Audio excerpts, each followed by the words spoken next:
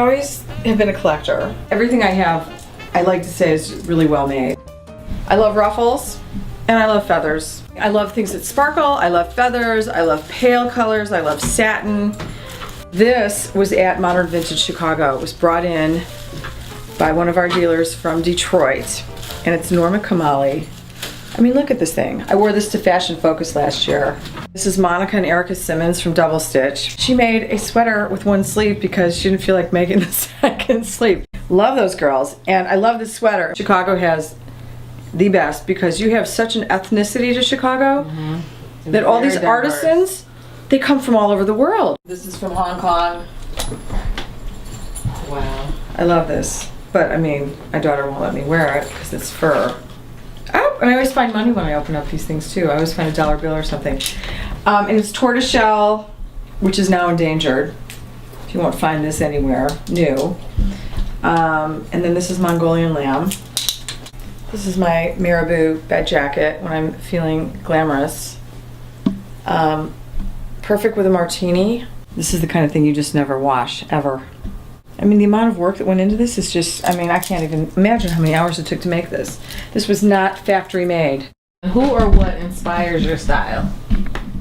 The people that really influenced me, really my mom's parents and my mom and dad. My mom and my dad were really cool, groovy, sort of 60s. I kind of feel like whoever the trendsetters were, whoever decided that a bustle was a cool thing to do, or you know, wearing your hair really high and putting bird cages in your hair, or tying a piece of leather around your neck. I love the people that are innovative and creative. I love spotting the talent and seeing people that mix and match things and aren't afraid and don't have to be told how to wear something. The items have also been picked up or inherited. My mom has a really groovy style. Everything that my mom gives me usually has either a pin with a flag on it, or it has a hanky in the pocket. If there's a pair of pants or a skirt or something, or a jacket, there will always be a really cool hanky just stuffed in the pocket. And I love versatility, and I love things that change out. Again, it can go from short to long. Voila. Shirt I love. Bought this on the street from an artist in New York. Look at this great shirt. It says Pronto, un alto vino rosso. Bring me another wine fast. Isn't this great? And this is just an old Baskin Hathaway shirt. Another hand-me-down from my mom. A great jacket from Henry Bendel's. This is D. Brett Benson, who's one of our dealers. He is one of the top vintage costume jewelry Has the best stuff in the country. Yes. I mean, he is shopped by all the stylists, for Madonna, for Nicole Kidman, for all the big stars. Now I have this jacket forever, and I'm so excited that I have Lou Rosenblum. He was the American Camping Association president. He was just nominated for every single award, and just a really spirited, wonderful guy who taught me a lot about nature and loving being outside and being in the woods. And isn't that fun? This is another designer in Chicago who comes to Modern Vintage and the Randolph Street Market. Cimber Peterson. It is a sobriety medallion. She takes medallions, awards, medals, things like that, and makes jewelry out of it. This is what was given to people in the Army if they would not drink, if they take a vow of sobriety during Prohibition. So it says, I mean, if you can get a close look at this thing, it says, watch and be sober. Big brother, you know. This has got rubies and sapphires and emeralds on it, and it was a clasp on a double strand of pearls that my grandma gave me.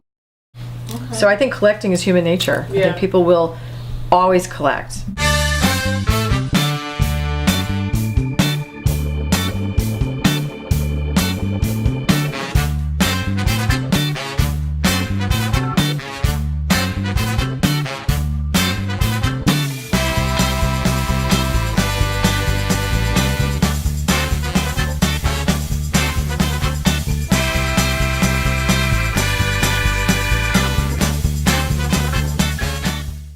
Randolph Street Market is a full-on extravaganza, indoors, outdoors, but it's general merchandise.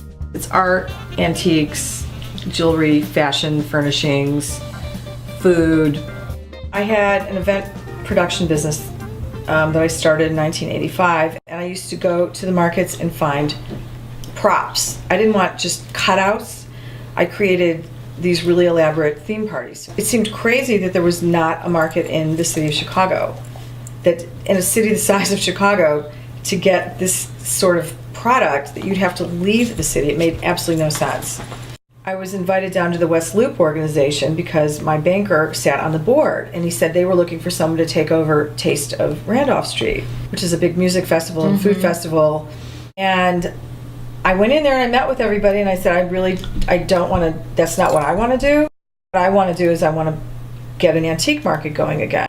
People would always say, it's that market on Randolph Street. Well, it is really a big party. And just trying to be something that nobody else is. Trying to be the market of markets, which is what I call it, the market of markets. The business is failing for a lot of antique dealers is because there's that feeling that it's old and smelly and dead. And it's not. I mean, these items will outlive all of us. And so it's just, we're all just caretakers of these items. My goal would be to have the market more often during the summer months. I mean, I would love to go twice a month with it. Also, expanding on the decor and maybe doing a couple of, like we have Modern Vintage Chicago for the fashion. I would like to do a couple of furniture and decor centric shows also.